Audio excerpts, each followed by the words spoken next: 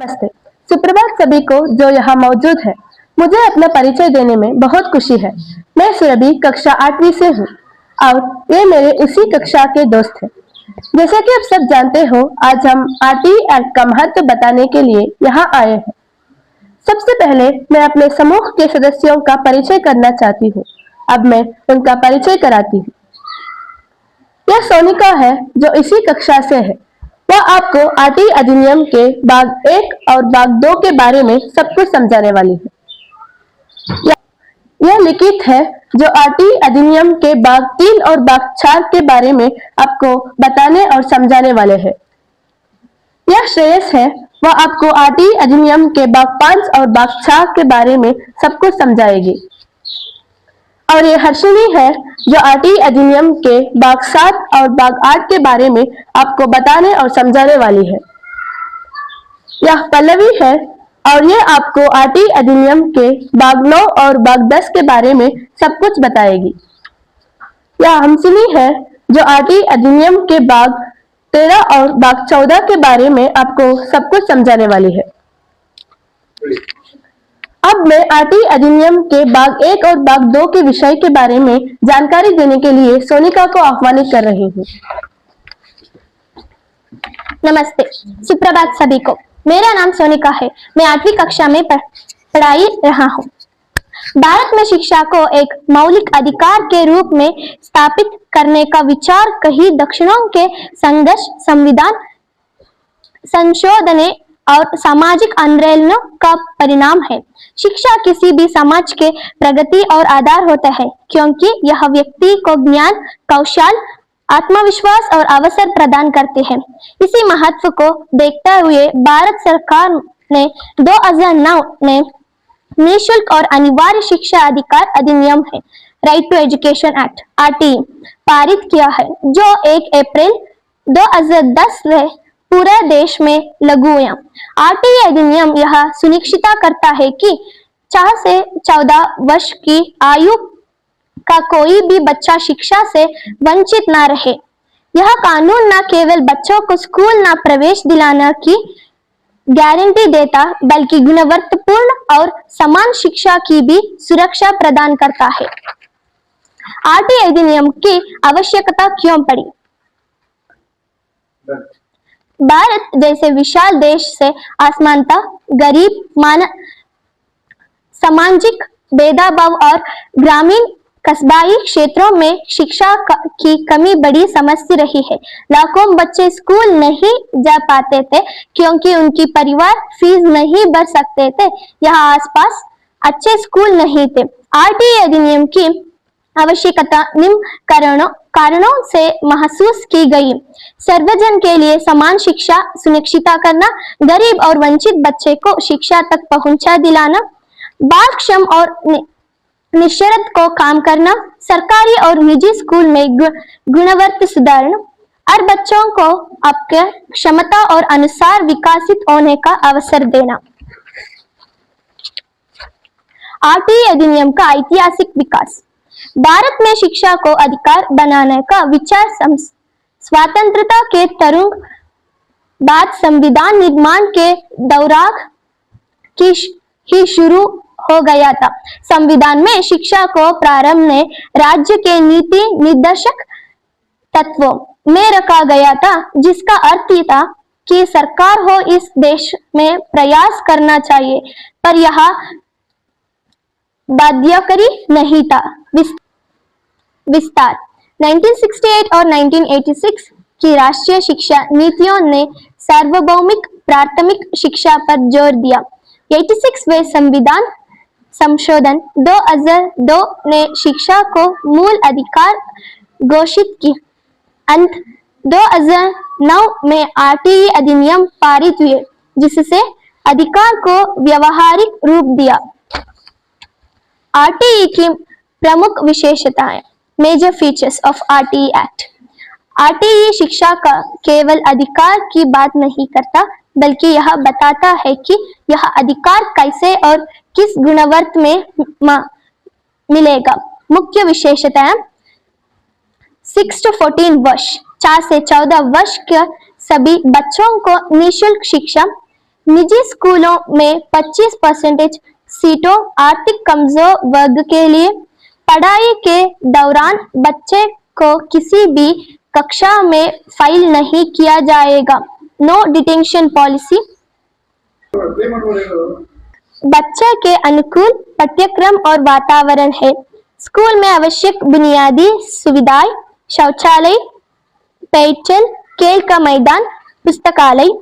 अभिभावकों की भागीदारी के लिए स्कूल प्रावधान समितियों एसएमसी का गठन।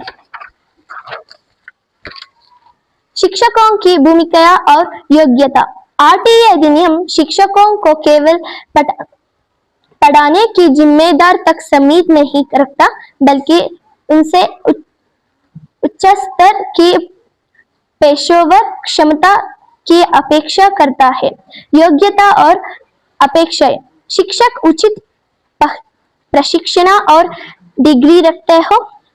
नियमित उपस्थिति सुनिश्चित करें। छात्र केंद्रित शिक्षण पद्धति अपनाएं। निःशुल्क और अनिवार्य शिक्षा का अर्थ। आरटीई में निःशुल्क का अर्थ केवल स्कूल फीस न लेना नहीं है, इससे किताबों, स्टेशनरी, यूनिफॉर्म और अन्य आवश्यक संसाधन भी शामिल है।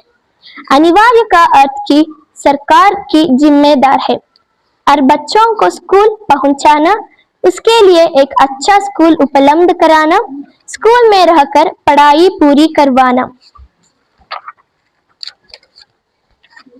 निजी स्कूल में 25% आरक्षण। यह प्रावधान आरटीई की सबसे उल्लेखनीय विशेषताओं में से एक है। मुख्य उद्देश्य सामाजिक समानता स्थापित करना, गरीब बच्चों को गुणवत्तापूर्ण शिक्षा देना, अमीर और गरीब बच्चों के बीच की दूर काम करना, समाज के संवेदनशीलता बढ़ाना। निजी स्कूल में अपनी सीटों का 25% भाग आर्थिक रूप से कमजोर वर्ग ईडब्ल्यूएस को देना अनिवार्य है, जिसकी फीस सरकार वहन करती है। आरटीई के तहत स्कूल की जिम्मेदारियां। सभी बच्चों को बिना भेदभाव के प्रवेश देना, निर्धारित शिक्षक छात्र अनुपात बनाए रखना, कोई भी शारीरिक दंड न लेना, शिक्षकों का समय पर विद्यालय में उपस्थिति होना।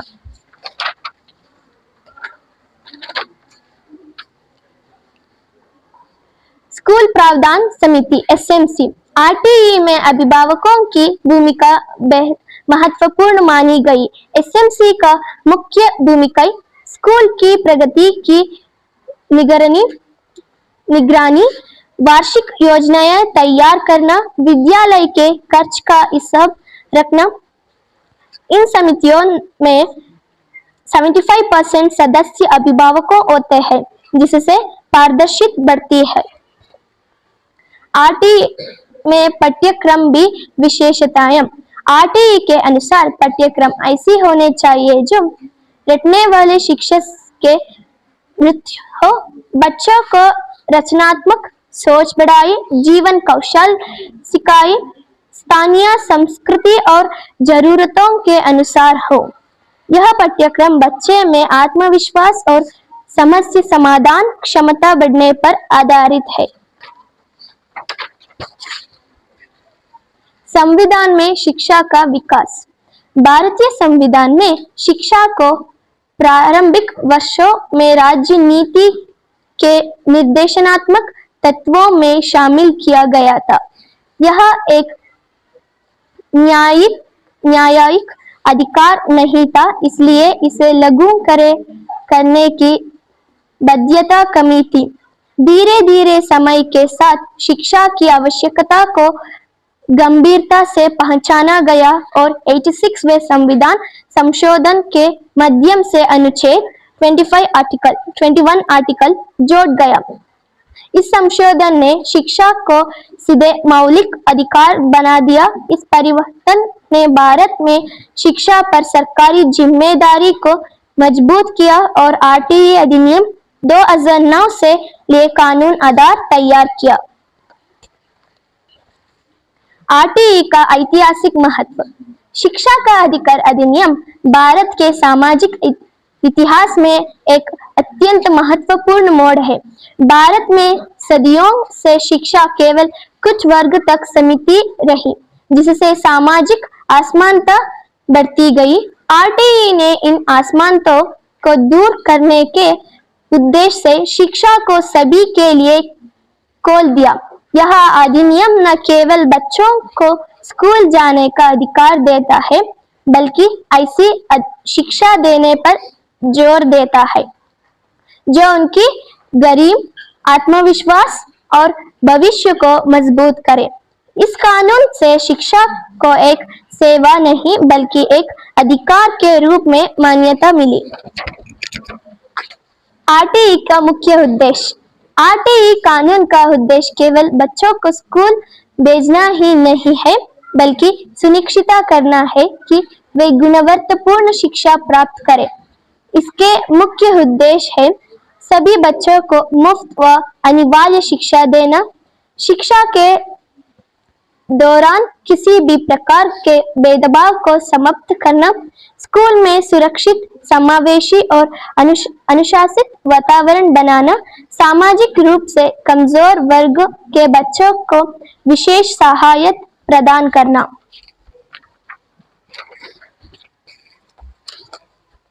मुफ्त और अनिवार्य शिक्षा का अर्थ।